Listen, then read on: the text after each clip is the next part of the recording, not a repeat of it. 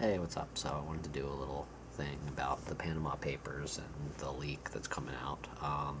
Since it's sort of economics a thing.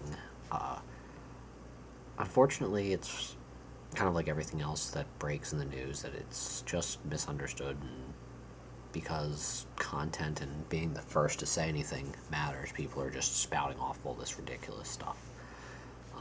So I want to try to clear some things up. Too much, I'm not going to get too terribly in depth. Maybe if I feel like sitting down and building things, I'll try to do a little more dispelling rumors, things like that. But I just want to kind of like make a quicker heads up on this, because the reality and the main thing that I think everybody needs to grasp is it's a lot of info. It's going to take a long time to dig through. A lot of people look at this kind of like the same way that they look at the black market, where they generally think the black market is like a Kmart or a Costco or something like that, where you walk in and instead of having your pairs of pants and shirts and tires and whatnot, you can go in and say, I want a machine gun, I want that prostitute, and 3 pounds of crack, and here's some cash. And that's not how or what a black market is. But unfortunately, for some strange reason, people think that. So same with these leaks. People are thinking that it's going to be like you read one of these emails and it's going to say Joe Blow, a legal bank account, $6 million of we're not paying taxes on, and we're not going to find that like that. The other thing too is because these people are paying a ton of money to prevent taxation, and I'm not going to get into the whole idea of where taxation should be, shouldn't be, the ethics, things like that. They're still paying a lot of money to prevent taxes. At this point, they're spending less money, but still a lot more money, to the point like we're talking they are paying a fortune to you or I, more than housing or things like that, more than we make, we'll say that much, to keep from getting taxed. So you see how much theirs is. And as I said, I don't want to get into all that thing, but they're still spending a lot of money. So the people that are helping protect this stuff are not idiots. They're not going to lay out there and write, Joe Blow, company owner, is hiding $1 million. You don't pay these people 50 grand, 60 grand, or, as I said, I'm just pulling numbers out of the air, but a lot of money to be that sloppy. Because it's easy to. So we're going to have 6 degrees, if not more. And as I said, unfortunately, with things being big and you need like a catchphrase, I think the Panama things are going to be the next like Swiss bank account. Where same thing with the black market. People think that like, I just made $1,000 selling drugs. I need a Swiss bank account so I don't have to pay taxes on it. I'm going to call Switzerland and open an illegal bank account. Like that doesn't happen. There's all sorts of things, and what that was and almost still is a whole different ball game.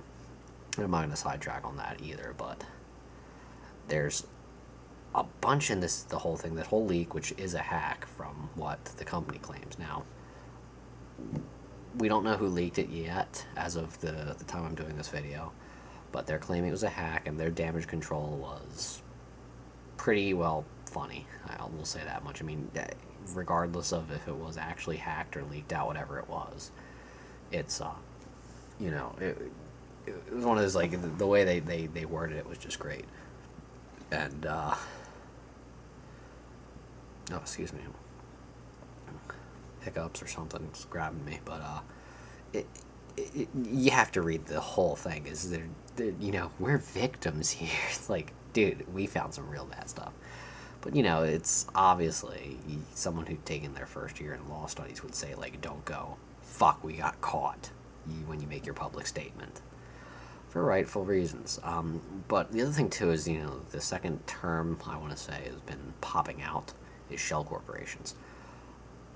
At very least to say, the majority of shell corporations are legitimate, and not only legitimate, but useful, important, and more so a protection. A couple examples of shell corporations that are good, and as I said, the majority, are it's also used, there's not like a legal term of what a shell corporation is. A lot of people say you come up with an idea and you really want to make Bob's bouncing something, Bob's bouncing balls, just because it's funny to say. Now the reason why you want to do this is you're working full time, you got a family to support, all this, but you really have the best way to make a great baseball. This baseball bounce and roll, and it's better than the average baseball.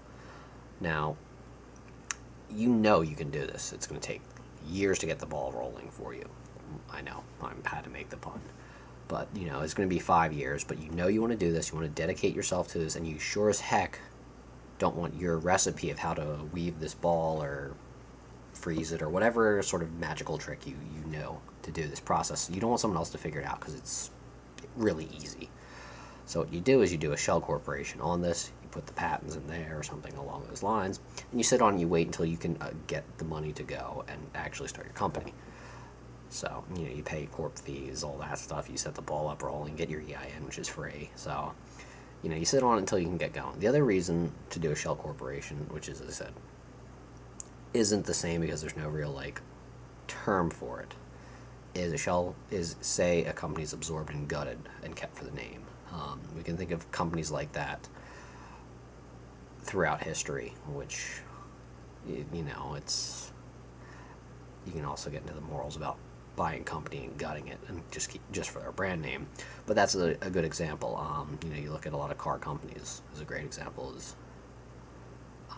you can go through Holden, things like that. You slap a Pontiac badge on it, but it really was a Holden. Although the whole list, there was the Subarus, and being car geek, I can go on for decades. But to make another example, we'll say a small high-end designer like Versace. Now, if a big company that's all around the world, like Gap, bought them, they'd realize that Versace, that's a name. People know Versace. So they bought Versace. They want to keep Versace. They want to do their own thing, but at the same time, they want to move their production. They don't really need Versace's marketing team anymore. They don't need Versace's advertising. They don't need Versace's models, etc., etc. So you're really down to a handful of people you only need. But Versace's a name. It's important.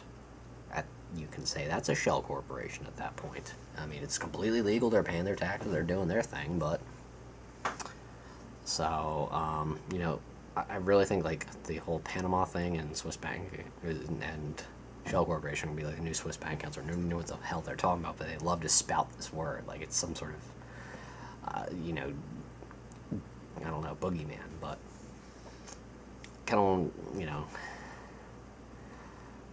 the most important thing to understand right now is we don't know what's going to happen. We don't know what's coming out. And there's a lot more to come, and it's going to take some time. And unfortunately, the thing that worries me the most is we're already just reading, I'm talking even going through different journals through this stuff, is we're already turning into pandering from politics on left versus right BS, which is going to turn into something where if you're already sunk to that level, the fact you're going to see your team and stuff like that is on the list, you're not going to care anymore and buy it. And whatever, then they'll have a new Star Wars movie out by then, so nobody's going to care. This is really going to take a long time to break all this down, figure it all out. Some people are using the Iceland example of the fact they already threw the guy out, but less than 10 years ago, they already threw the government out for playing these banking games. And guess what? They're right back where they started. So I hate being called pessimistic or apologetic when I'm nothing's going to frickin' happen. And I say that really out of depression and stress for the situation, is these horrible ripoffs that we're suffering from. But there's a lot coming from this whole thing. I think it's really important. Hopefully everybody's following it. Hopefully everybody cares about this and takes action towards it. But I don't know, I just wanted to do a quick little thing off the top of my head. I'm going to do some more when we get more information, and I can start doing some breakdowns of what we found or talked about. But there's a lot of stuff that's going on right now, and jumping to conclusions, as always with everything, is a terrible idea. But guess what? Everybody's telling us jump, and we keep asking how high. We're not saying not yet or why are we jumping. So, okay, I've ran it on for almost 10 minutes for this, so I'm just going to give it a quit. But now we can also post something historic. It's actually economics related. Oh boy. Any questions, comments, things like that, please feel free. Happy to expand on them, or anything else I said at any time. This is what I do, so when I post something relevant, which is rare. So, peace.